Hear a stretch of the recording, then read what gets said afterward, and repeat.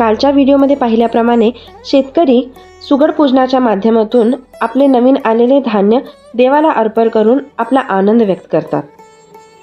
मकर संक्रांती दिवशी सूर्य धनु राशीमधून मकर राशीमध्ये प्रवेश करतो. या दिवसापासून सूर्याचे उत्तरायण सुरू होते, म्हणजे सूर्य उत्तर दिशेकडे झुकू लागतो, ज्यामुळे दिवस मोठे आणि रात्री लहान होऊ लागतात. उत्तरायणाला देवांचे दिवस असे मानले जातात.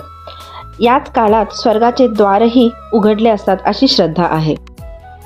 पौराणिक कथेनुसार सूर्यदेव आपला राग विसरून याच दिवशी शनिदेवांच्या भेटीसाठी त्यांच्या घरी म्हणजे मकर राशीत गेले होते.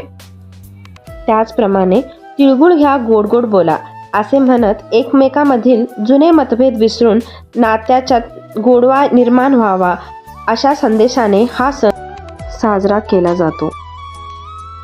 संक्रांती हा सण हिवाळ्याच्या कडाक्यात येत असल्यामुळे तीळ आणि गूळ हे दोन्ही पदार्थ उष्ण प्रवृत्तीचे असल्यामुळे यांचा वापर सर्वात जास्त होतो.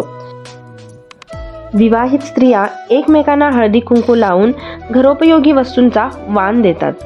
असेच बऱ्याच ठिकाणी बरेच काही पद्धती आहेत.